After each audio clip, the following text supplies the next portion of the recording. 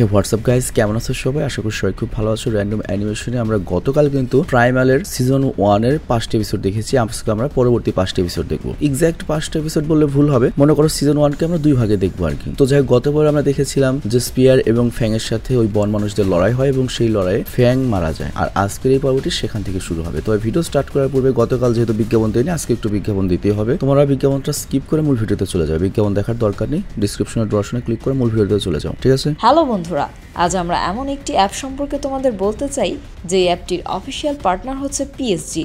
আর এখানে অনেকগুলো ম্যাচ খেলে ল্যাপটপ, আইফোন, স্মার্ট ওয়াচ ও আরও অনেক ক্যাশ প্রাইজ জেতার সুযোগ রয়েছে। আর এই অ্যাপটিতে সকল ধরনের লাইভ ম্যাচের রেজাল্ট দেখতে পারবে এবং এই ম্যাচের স্কোর অনুমান করে গেমও খেলতে পারবে। যেমন কোন টিম জিতবে, কোন টিম কত রান করবে, কে সর্বোচ্চ স্কোর করবে। এছাড়া বিভিন্ন ধরনের গেম রয়েছে, সেগুলো খেলেও ইনকাম করতে পারো। আর রেজিস্ট্রেশনের সময় আমাদের যে প্রোমো কোডটি রয়েছে অলোক1, এটা ব্যবহার করলে প্রথম ডিপোজিটে 26,000 টাকা পর্যন্ত বোনাস পেতে পারো। আর এই টাকা তুমি খুব সহজেই বিকাশ, ব্যাংক এবং অন্যান্য সহজ পদ্ধতির মাধ্যমে উঠাতে পারো। তো আর দেরি কিসের? ডেসক্রিপশনে প্রোমো কোড এবং পিন কমেন্টে প্রোমো কোড সহ সাইন আপ লিঙ্ক রয়েছে, সেটা ব্যবহার করো এবং ক্যাশ প্রাইজ জিতো। আর এখানে আরেকটা কথা মনে রেখো, আমরা যেই বিজ্ঞাপন দেই না কেন, অনলাইন থেকে টাকা আয় করা এত সহজ কোনো ব্যাপার নয়। তোমরা কোনো আর্থিক ক্ষতির সম্ভাবনা রয়েছে এমন কোনো ওয়েবসাইটে যাবে না। তো চলো এবার মূল ভিডিওতে চলে যাই। তো বিজ্ঞাপন শেষে আমরা মূল ভিডিওতে চলে আসলাম। তো আমরা এখানে দেখি যে ডাইনোসরটা মারা গিয়েছে, ফ্যাং মারা গিয়েছে। আর তারপর যখন স্পিয়ার সেখান থেকে চলে আসবে তখনই ফ্যাং এর জ্ঞান ফিরে আসে এবং সে কাশি দেয় এবং কাশির সাথে রক্ত বেরিয়ে আসে। তো স্পিয়ার খুব খুশি হয় এবং দৌড়ে ফ্যাং এর কাছে যায়। তবে ও বুঝতে পারে ফ্যাং এর জখম মারাত্মক গুরুতর। আর তখন স্পিয়ার করে কি পানি ভর্তি ব্যাগ খুঁজে বের করে এবং ফ্যাং এর জন্য নিয়ে আসে, পানি খাওয়ায়। কিন্তু ততক্ষণ আশেপাশে প্রচুর শকুন চলে এসেছে এবং যে গোয়েলাদেরও মেরেছে সেগুলোর মাংস খেতে শুরু করেছে। তো এটা দেখে তো স্পিয়ার ভয় পেয়ে যায়, না জানি কখন ফ্যাং এর উপর আবার এই শকুনগুলো চলে আসে। তো এই জন্য স্পিয়ার করে কি ওই পানি দিয়ে কাদা মাটি তৈরি করে আর তারপর ফ্যাং এর যে জায়গাগুলোতে জখম হয়েছে, রক্ত টক্ত জমেছে, সেখানে কাদা দিয়ে আটকে দিতে থাকে যাতে শকুনরা বুঝতে না পারে যে ফ্যাং আহত, ওকে খেতে হবে। কিন্তু শকুনের সংখ্যা বেড়েই যাচ্ছিল। তো এই জন্য স্পিয়ার করে কি সিদ্ধান্ত নেয় ফ্যাংকে নিয়ে এখান থেকে চলে যাবে। কিন্তু কিভাবে নেবে, এত ওজন ওর। বাট তখনও দূরে কিছুটা বাঁশ আর লতা পাতা দেখে আর স্পিয়ারের মনে কিছু আশা আসে। সে করে কি কিছু বাঁশ আর পাথরের টুকরা ম্যানেজ করে একটা হাতিয়ার তৈরি করে নেয় এবং তারপর একটা স্ট্রেচার তৈরি করে এবং অনেক কষ্ট করে, অনেক ধাক্কাধাক্কি করে ফ্যাংকে ওই স্ট্রেচারটির উপর ওঠানোর চেষ্টা করে এবং ফাইনালি সফল হয়। আর তারপর সেই স্ট্রেচারটি টানতে টানতে ঘন জঙ্গলের মধ্যে দিয়ে যেতে থাকে। কিন্তু বুঝতে হবে তোমার ওই ফ্যাং কত ভারী, একটা হাতির মতো। তো স্পিয়ার হাঁপিয়ে যায় এবং সে হাতটাকে বিশ্রাম দেওয়ার সিদ্ধান্ত নেয় এবং পাশের ঝর্ণা থেকে ফ্যাং এর জন্য পানি নিয়ে আসে। তো ফ্যাংকে পানি পান করানোর সময় স্পিয়ার দেখতে পায় যে একটা বন্য কুকুর ওর দিকে তাকিয়ে রয়েছে। আর বন্য কুকুররা তো একা থাকে না, গ্রুপে থাকে। তো স্পিয়ার ভয় পেয়ে যায়। তো এই জন্য স্পিয়ার করে কি ফ্যাং এর চারপাশে আগুনের বেশ কয়েকটা কুণ্ডলি ধরিয়ে দেয় যাতে ওই বন্য কুকুর বা অন্য কোনো হিংস্র প্রাণী এখানে আক্রমণ না করতে পারে। আর তারপর স্পিয়ার করে কি পাশেই ঘুমন্ত ফ্যাংকে চোখে চোখে রাখতে শুরু করে, সারা রাত ভরে দেখতে থাকে। বাট পরের দিন সকালে যখন স্পিয়ার চোখ মেলে তাকায়, ও বুঝতে পারে যে তো ঘুমিয়ে গিয়েছিল। বুঝতে হবে কত পরিশ্রম করেছে। তো মনে করে না জানি কি ঘটনা ঘটে গেছে এবং চারদিকে মনে করো বর্ষা নাড়াতে থাকে, বাট আশেপাশে কাউকে খুঁজে পায় না। তো স্বস্তির নিঃশ্বাস ফেলে, তার মানে আগুনটা হয়তো দিন হওয়ার পরেই নিভে গিয়েছে, এই জন্য কোনো কুকুর টুকুর আক্রমণ করেনি। তো যাই হোক, এরপরও করে কি স্ট্রেচার গুলোকে দড়ি দিয়ে নিজের পুরো শরীরের সাথে বেঁধে নেয় এবং গভীর জঙ্গলের ভেতর দিয়ে হাঁটতে শুরু করে। আর তখনও লক্ষ্য করে বেশ কয়েকটি বন্য কুকুর ওদেরকে অনুসরণ করছে। আর এরপর সামনে একটা গুহা দেখতে পেয়ে ফ্যাংকে তার ভেতরে রেখে আসে স্পিয়ার এবং বাইরে এসে কুকুরগুলোকে তাড়িয়ে দিয়ে গুহার ভেতরে লক্ষ্য রাখতে শুরু করে। আর তারপর একটা গর্ত দিয়েও বাইরে এসে দেখতে পায় যে কুকুরগুলো একটু দূরেই ওদের উপর লক্ষ্য রাখছে, তার মানে কুকুরগুলো সুযোগের অপেক্ষায় রয়েছে। তো এর জন্য রাতের বেলায় স্পিয়ার করে কি পুরো গুহার চারদিকে আগুনের কুণ্ডলি জ্বালিয়ে দেয় এবং ফ্যাং এর দিকে লক্ষ্য রাখতে থাকে। কিন্তু একটু পরে রাজ্যের ঘুমে ওর দুই চোখ ভেঙে আসে, কারণ বুঝতেই পারছো সারাদিন কত কষ্ট করে। কিন্তু তখনই আবার হয় কি এক ঝাঁক মাংস খেয়ে বড় বড় পোকা ওদের উপর আক্রমণ করে।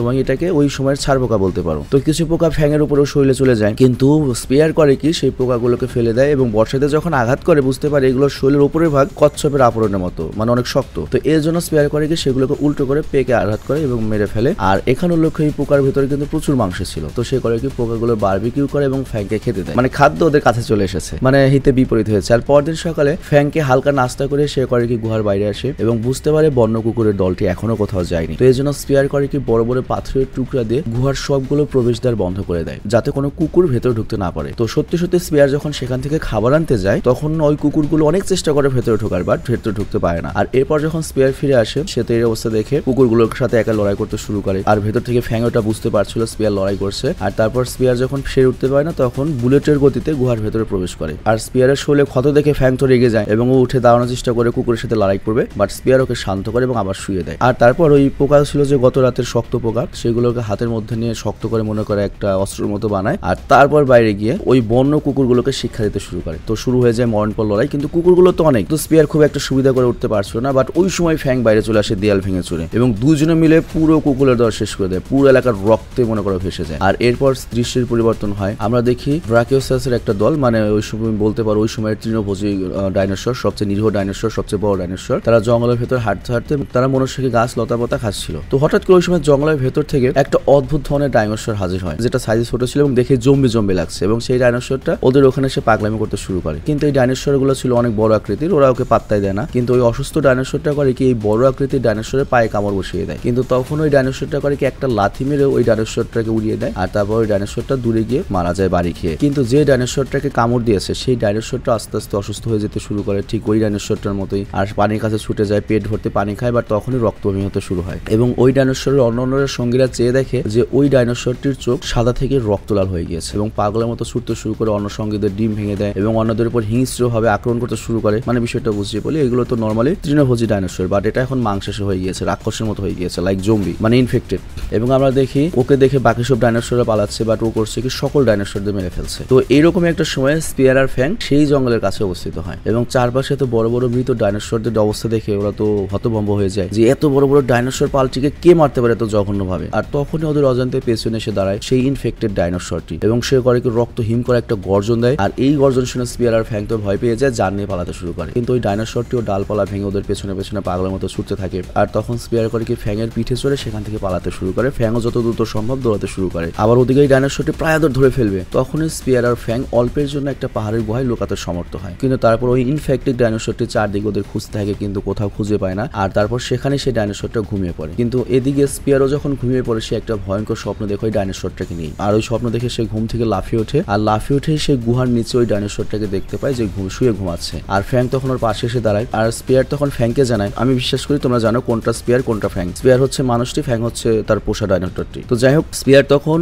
ফ্যাংকে জানায় আমাদের এই গুহা ছেড়ে পালানোর এটাই মোক্ষম সময়, ওটা ঘুমাচ্ছে। তো ফ্যাংও বিষয়টা বুঝতে পারে, স্পেয়ারকে অনুসরণ করতে থাকে। কিন্তু বিকল্প রাস্তার অভাবে ওদেরকে ওই ডাইনোসরের কাছ দিয়ে যেতে হবে। তো ওরা কোনো শব্দ না করে চুপি চুপি যেতে থাকে, বাট তারপরে ওই ডাইনোসরটি জেগে যায় ওদের গন্ধেই এবং ওই স্বপ্নের মতো ওদেরকে ধাওয়া করতে শুরু করে এবং আবার ওদেরকে প্রাণ নিয়ে ছুটতে হয়। তো এখানে আমরা দেখতে পাই স্পেয়ার পাথরের আঘাতে বেশ ব্যথা পেলেও ফ্যাংয়ের পেছনে তীব্র বেগে ছুটতে থাকে, কারণ ডাইনোসরটি ওদের ঘাড়ের উপরে নিঃশ্বাস ফেলছিল। আর তখন ওরা কৌশলে ওই ইনফেক্টেড ডাইনোসরটিকে একটা গিরিখাদের মাথায় আটকে ফেলে। তো বিপদ কেটে গেছে ভেবে ওরা যখন অনেকটা নিশ্চিত মনে হাঁটতে শুরু করে, তখনই সামনে ফুটন্ত লাভার গনগনে একটা ময়দান এসে ওরা অবস্থিত হয়। আর লাভার কিছু ছিটা বেচারা স্পেয়ারের গায়ের উপর এসে পড়ে। আর ততক্ষণ ওই ভয়ঙ্কর ডাইনোসরটিও গিরিখাত ভেঙে চড়ে ওই ভয়ঙ্কর লাভার মাঝখান দিয়ে ওদের উপর আক্রমণ করার চিন্তা ভাবনা করছে। তো এটা দেখতে পেয়ে ওরা করে কি ওই লাভার ভেতর দিয়ে দৌড় দেয়, আর ওই ভয়ঙ্কর বিশাল আকৃতির ডাইনোসরটা ওদের পেছনে পেছনে দৌড় দেয়। তো এর ফলে যেটা হয়, ওই লাভার উপরের স্তর ভেঙে ডাইনোসরটি নিচে পড়তে শুরু করে এবং স্পেয়ার আর ফ্যাং অল্পের জন্য ওই ডাইনোসরের উপর দিয়েই নিরাপদে বাঁচতে সমর্থ হয়। তো যাই হোক, ওই ডাইনোসরটি তো ভয়ঙ্কর ভাবে শেষ হয়ে যায়। তারপর সিন চেঞ্জ হয়, আমরা দেখতে পাই স্পেয়ার আর ফ্যাং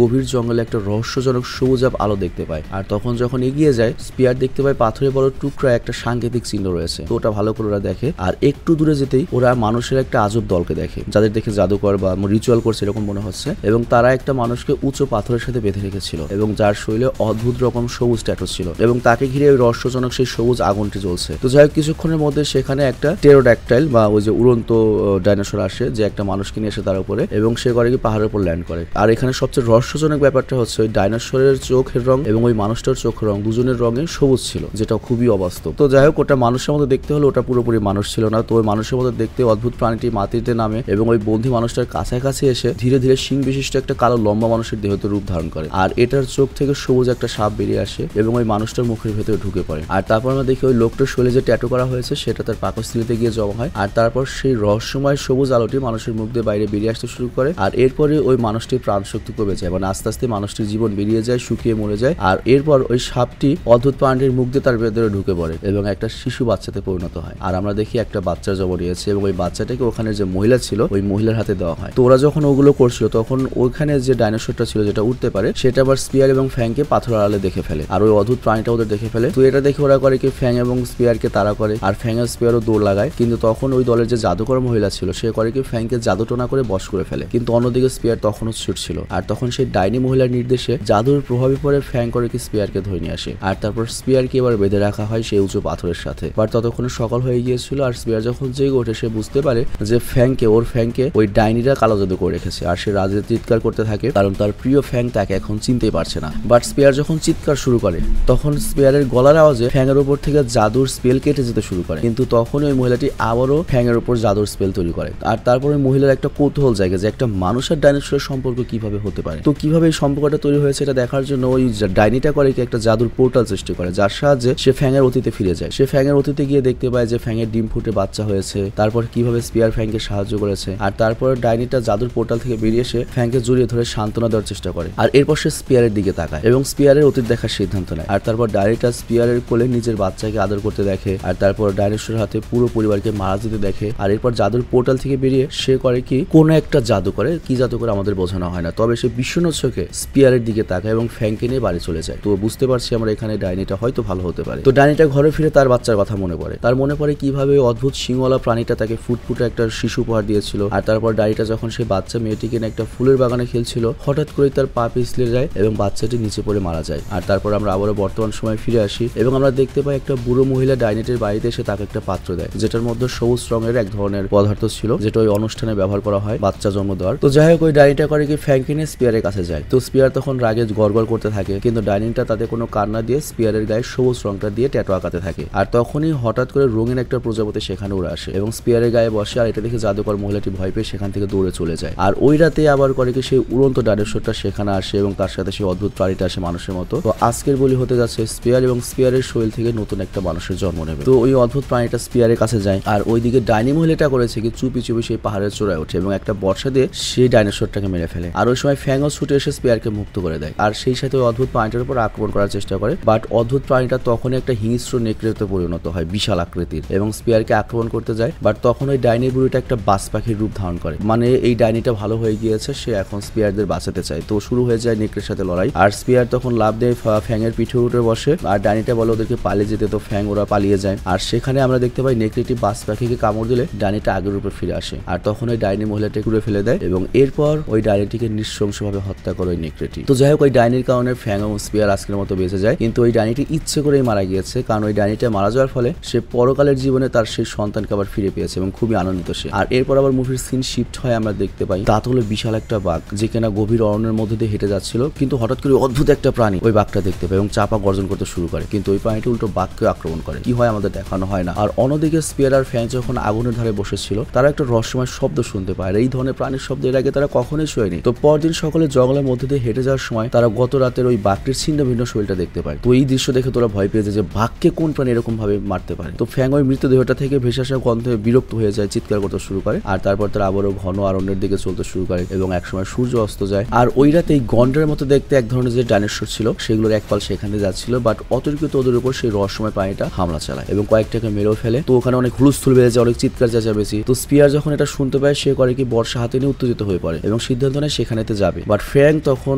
স্পিয়ারকে থামিয়ে দেয়, মানে ফ্যাং বিপদের আভাস বুঝতে পারছে যে ওই প্রাণীটা অনেক বেশি শক্তিশালী, তো এই জন্য স্পিয়ার যেতে পারে না এবং ওরা আবারও আগুনের পাশে বসে পড়ে এবং দূর থেকে ওই ডাইনোসরদের আর্তনাদ শুনতে পায়। তো পরের দিন সকালবেলা স্পিয়ার আর ফ্যাং যখন ঝর্ণার পাশে বসেছিল তখন আবারও সেই একই বিকট শব্দ শুনতে পায় এবং দুজনে লড়াই করার জন্য প্রস্তুতি নেয়। বাট তারা দেখতে পায় একটা ছোট ডাইনোসর, তো ওটা দেখে ফ্যাং করে কি ভাগিয়ে দেয়। আর তারপর স্পিয়ার করে কি লম্বা গাছের মগডালে উঠে বসে পড়ে এবং গত রাতে কি হয়েছে সেটা বোঝার চেষ্টা করে, কিন্তু ওর কাছে খারাপও লাগে যে গত রাতে ও সেখানে সাহায্য করতে যেতে পারেনি। তো যাই হোক এরপর তারা আবারও যাত্রা শুরু করে, কিন্তু তখনই তীব্র ঝড়োহাওয়া বইতে শুরু করে। আর ঝড়োহাওয়া বইতে শুরু করলে তারা একটা পাথরের আড়লে আশ্রয় নিতে বাধ্য হয়। আর তখন ওরা পুনরায় সেই কর্কশ হাহাকার এবং কান্নার শব্দ শুনতে পায়। আর ওরা তখন ভাবতে থাকে এটার পেছনে কি হতে পারে। তবে ওরা এত ভয় পেয়ে যায় যে ওরা করে কি চারপাশে আগুনের কুণ্ডলি বানিয়ে তারপর ঘুমায়, কিন্তু কিছুক্ষণ পরে আগুন নিভে যায় এবং আবারও পিলে চমকানো একটা শব্দ আসে এবং ওরা দুজনে লাফিয়ে উঠে লড়াই করার জন্য প্রস্তুত হয়ে যায়। এবং এই প্রথম স্পিয়ার এত ভয় পেয়েছে, ওর সারা শরীর দরদর করে ঘামতে থাকে। আবার অন্যদিকে ফ্যাং মানে ওই ডাইনোসরেরও ভয়ে হৃৎপিণ্ড বেরিয়ে আসতে চায় এবং ওরা দেখতে পায় শব্দটা এদিকে আসছে। স্পিয়ার আর ফ্যাং তখন বুঝতে পারে আমরা ওদের সাথে পাবো না, পালাতে শুরু করে এবং ওরা পালাতে পালাতে ঘন কুয়াশার ভেতরে চলে যায়। কিন্তু যখন দেয়ালে পিঠ ঠিক যায় তখন আর কিন্তু কোনো উপায় থাকে না, লড়াই করতে হবে। তো এই জন্য ওরা লড়াই করার জন্য প্রস্তুত হয়ে যায়। যায়, কিন্তু তখন ওই জিপটা ওদের উপর আক্রমণ করে আসে, বাট অল্পের জন্য ওরা বেঁচে যায়। তো যাই হোক ওই প্রাণীটা স্পিয়ারকে ঘন কুয়াশার ভিতরে গাছপালা ভেঙে চুরে তাড়া করতে থাকে, কিন্তু ফ্যাংকে তাড়া করছে না। তো ওই সুযোগে ফ্যাং করে কি তীক্ষ্ণ নজর রাখতে শুরু করে যে ওই প্রাণীটার গতিবিধি কই যাচ্ছে, মানে প্রাণীটা অনেক বেশি ফাস্ট। তো ফ্যাং করে কি অতর্কিত করে ওই প্রাণীটার উপর হামলা চালায় এবং প্রাণীটাকে আহত করে দেয়। তো এর ফলে স্পিয়ার সাহস পেয়ে যায়, ফ্যাংও সাহস ফিরে পায়, লড়াই চলতে থাকে। আর ওই প্রাণীটা ব্যথায় চিৎকার করতে শুরু করে এবং এত জোরে চিৎকার করে যে ওদের কানে তালা লেগে যায়। আর তারপর যখন ওটি স্পিয়ারকে আক্রমণ করতে আসবে, স্পিয়ার করে কি এলো পাথারি তার বর্ষা ঘোরাতে শুরু করে এবং দুর্ঘটনাক্রমে যেটা হয় সেখানে আগুনের স্পার্ক তৈরি হয়, মানে পাথরে পাথরে ঘষা লেগে আগুন ধরে যায়। আর এই আগুন দেখে প্রাণীটি তাড়াতাড়ি ভয় পেয়ে সেখান থেকে চলে যায়। তো তখন ওরা সবাই বুঝতে পারে যে এই প্রাণীটি আগুন থেকে ভয় পায় এবং এই জিনিসটাই তারা কাজে লাগাবে এই প্রাণীটিকে মারতে। তো পরের দিন সূর্য ডুবে গেলে স্পিয়ার এবং ফ্যাং কয়েকটি গাছে আগুন ধরে দেয় এবং সেই প্রাণীটার পেছনে ধাওয়া শুরু করে। আর তারপর তারা ওই প্রাণীটিকে একটা আগুনের কুণ্ডলির মধ্যে ফাঁদে আটকে ফেলে। আর তখনই স্পিয়ার করে কি তার বর্ষাটা ছুঁড়ে মারে এবং ওই রহস্যময় প্রাণীটাকে সেখানে মেরে ফেলে। বাট আমাদের দুর্ভাগ্য এই প্রাণীটাকে খুব ভালো মতো দেখানো হয়নি, এখানে এই প্রাণীটাকে আরো ভালো মতো দেখানো যেত বা ফোকাস করা যেত। তো যাই হোক এরপর দৃশ্যের পরিবর্তন ঘটে, আমরা দেখতে পাই স্পিয়ার এবং ফ্যাং পরিষ্কার টলমলে পানিতে মাছ শিকার করতে গিয়েছে। তো ফ্যাং বিশাল একটা মাছ ধরে আর স্পিয়ার তার শিকার করা মাছটা পানিতে ফেলে দেয়, কারণ তার মাছটা ছোট ছিল। তো এরপর সে আরো মাছ ধরার চেষ্টা করতে লাগলে তখন একটা মেয়ে হঠাৎ করে পানির নিচ থেকে আতর্কিত বের হয়ে আসে। আর ওই মেয়েটার পিছনে বিশাল আকৃতির একটা কুমিরও ছিল, প্রাগৈতিহাসিক কুমির, এবং এটা ফ্যাংকে টেনে হিসেবে পানিতে নিয়ে যায়। বাট তখনই স্পিয়ার করে কি বর্ষা ছুঁড়ে মেরে কুমিরটার সাথে লড়াই করে এবং কুমিরকে শেষ করে দেয়। আর যেহেতু বুঝতে পারছো 10 পর্বে একটা সিরিজ আমরা এখানে এক্সপ্লেন করছি, তো কত সংক্ষেপে করতে হচ্ছে। অ্যাকচুয়াল সিরিজটার আমি বেশ কয়েকটা পর্ব দেখেছি এবং ফেসবুক চালাতে গেলে তুমি অনেক ক্লিপ দেখেছো এই সিরিজটার। অ্যাকচুয়াল সিরিজটা অনেক অনেক বেশি মজার, এক্সপ্লেনের চেয়ে 1000 গুণ বেশি মজার। তো যাই হোক ওই কুমিরটাকে মারার পরে স্পিয়ার দেখতে পায় যে মেয়েটি জঙ্গলের ভেতর দৌড় দিয়েছে। স্পিয়ারও দৌড় দেয় এবং স্পিয়ার দৌড় দিয়ে মেয়েটির সামনে বসে পড়ে মেয়েটির পথ আটকায়। আর পাশে ফ্যাং এসে একটু শব্দ করে, তো মেয়েটি প্রচন্ড ভয় পেয়ে যে অন্য পথে ছুটতে শুরু করে, কিন্তু ওরা আবারও মেয়েটিকে তাড়া শুরু করে এবং একসময় ধরে ফেলে। আর তখন স্পিয়ার ফ্যাংকে একটু চুপ করতে বলে যে ভাই ওকে ভয় দেখাস না। তো এরপর দুজনে মেয়েটির সামনে বসে পড়ে। তো স্পিয়ার একটা আগুনের কুণ্ডলি বানালে মেয়েটা করে কি আগুনের পাশে বসে শরীর গরম করতে থাকে, কিন্তু ফ্যাং তখন যে কুকুরের মতো চাপা গর্জন করতে শুরু করে, মানে এরকম, কিন্তু স্পিয়ার ওকে থামিয়ে দেয়। আর তারপর স্পিয়ার করে কি ফ্যাং এর গায়ে হেলান দিয়ে দুজনে ঘুমিয়ে পড়ে। তো ওই রাতে যখন চাঁদ ওঠে আমরা দেখতে পাই মেয়েটি চাঁদের দিকে তাকিয়ে অদ্ভুতভাবে প্রার্থনা করতে শুরু করেছে। আর স্পিয়ার সামান্য চোখ খুলে গোটা বিষয়টা দেখে। তো যাই হোক পরদিন প্রথম প্রহরে স্পিয়ার ফ্যাং পথ চলতে শুরু করে এবং মেয়েটিকেও দেখা যায় ওদেরকে অনুসরণ করছে, কিন্তু মেয়েটা অন্যদিকে তাকিয়ে হাঁটতে হাঁটতে ফ্যাং এর সাথে ধাক্কা খায়। কিন্তু ফ্যাং তো অলরেডি মেয়েটিকে পছন্দ করে না। তো এই সুযোগে ফ্যাং করে কি বিরক্ত হয়ে মেয়েটিকে একটু মেজাজ দেখিয়ে দেয়, কিন্তু তখন একটা বিশাল ফড়িং মেয়েটির উপর যখন আক্রমণ করে তখন ফ্যাং করে কি নিমিশেই সেই ফড়িংটিকে খেয়ে ফেলে। তো যাই হোক এরপর ওরা পশু শিকার করে এবং কাঁচা খাওয়া শুরু করে, কিন্তু ওই মেয়েটি করে কি কাঁচা মাংস তো খেতে পারতো না, সে জঙ্গল থেকে কিছু মশলাপাতি জোগাড় করে এবং মাংসের সাথে একটা কচ্ছপের খোলসের উপর মাখিয়ে রান্না শুরু করে। তো এখানে আমরা বুঝতে পারি মেয়েটা অন্য জায়গা থেকে এসেছে, অনেক দূর থেকে এসেছে এবং মেয়েটা অনেক বেশি সিভিলাইজড, মানে আমাদের এই স্পিয়ার তো ডাইরেক্ট আদি মানব, কিন্তু এই মেয়েরা একটু সিভিলাইজড আর কি। তো যাই হোক মেয়েটি স্পিয়ারকে রান্না করা এক টুকরা মাংস অফার করে, কিন্তু ফ্যাং চোখের পলকে সে মাংসটা নিয়ে বনের মধ্যে পালিয়ে যায়, মানে ফ্যাং বরাবর এরকমই করে। তো এরপর মেয়েটি আরেক টুকরা মাংস স্পিয়ারের হাতে দেয়, বাট কুত্তার বাটিকে গিয়ে হজম হয়, স্পিয়ারের ওই রান্না করা মাংস ভালো লাগে না, ও ফেলে দেয়, ওর কাঁচা মাংসই পছন্দ। তো যাই হোক রাতের চাঁদ উঠলে মেয়েটি আবারও রহস্যজনক ভাবে প্রার্থনা করে আর স্পিয়ার আর চোখে সেটা দেখে। আর পরের দিন যখন সকালে সূর্য ওঠে স্পিয়ারের ঘুম ভাঙলে সে মেয়েটিকে তার গলায় বেঁধে রাখা কাঠটি খোলার চেষ্টা করতে দেখতে পায়। আর তখন স্পিয়ার আর ফ্যাং মিলে ওই কাঠটি ভেঙে ওর গলাকে মুক্ত করে দেয়, তারপর পাথর দিয়ে বাড়ি মেরে মেয়েটির হাতের সেগুলগুলো খুলে ফেলে মুক্ত করে দেয়। আর তখন মেয়েটা অনেক খুশি হয়, মানে মেয়েটার লাগে যেন একটা নতুন জীবন ফিরে পেয়েছে। তো এই মেয়েটারও কিন্তু একটা ব্যাক স্টোরি রয়েছে, মেয়েটা হঠাৎ করে কই থেকে আসলো, কিভাবে আসলো, কেন এই সেকল টেকল,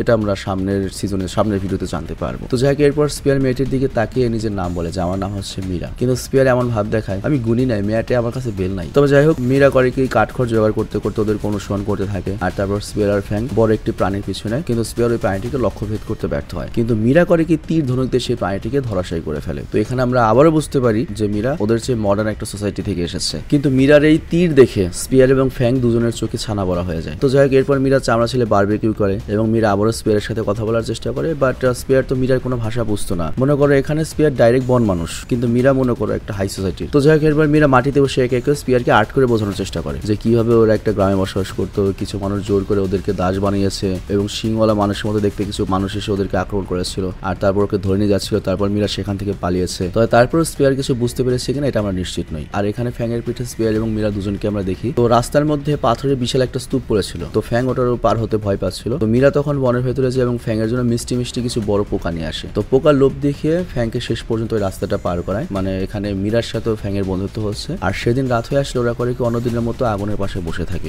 আর তখন স্পিয়ার বালুর উপরে অর্ধেক আকৃতির একটা চাঁদ আঁকে, কিন্তু মীরা এটার কোনো উত্তর না দিয়ে সেখানে ঘুমিয়ে পড়ে। মানে মীরার পেছনে একটা আর্ট রয়েছে, একটা চিহ্ন রয়েছে, সেই চিহ্নটা সম্পর্কে আর কি তোমার স্পিয়ার জিজ্ঞেস করেছিল। তো যাই হোক পরের দিন খুব সকালে ভোরে করেই স্পেয়ার আর ফ্যাং এর ঘুম ভেঙে যায় এবং তারা দেখতে পায় কয়েকটা গেরিলা মীরার মুখ চেপে তাকে নিয়ে পালিয়ে যাচ্ছে। তো স্পেয়ার আর ফ্যাং ওদের পিছু করতে শুরু করে এবং স্পেয়ার তার কাজ চলানোর মতো একটা হাতুড়ি জোগাড় করে ফেলে, কিন্তু এরপর যখন সে একটু এগিয়ে যায় সে দেখতে পায় গরিলাগুলো তীরবিদ্ধ হয়ে মরে রয়েছে এবং এরপর মাটিতে কয়েকটা পায়ের ছাপ দেখতে পায় এবং এর সাথে মীরার চিৎকার শুনতে পায়। তো এরপর স্পেয়ার আর ফ্যাং যখন দৌড়ে সাগরের কাছে আসে সে দেখতে পায় একটা জাহাজ মীরাকে ধরে নিয়ে চলে আসছে এবং ওই জাহাজের পালে সেই সাংকেতিক চিহ্নটা ছিল যেটা আমরা মীরার ঠিক পেছনে মাথার পেছনে অংশে দেখেছিলাম। তো তখন স্পেয়ার দুঃখে চিৎকার করে থাকে এবং প্রথমবারের মতো স্পেয়ারের কথা বলে এবং তার প্রথম ওয়ার্ডটা ছিল হচ্ছে মীরা এবং ফ্যাংও এর সাথে গর্জন করে থাকে মীরার জন্য। আর এখানেই সিজন 1 শেষ হয়ে যায়। তো যাই হোক, আমি আশা করছি তোমাদের কাছে এই প্রাইমাল সিরিজটা ভালো লেগেছে, আমার কাছে ভালো লেগেছে যথেষ্ট।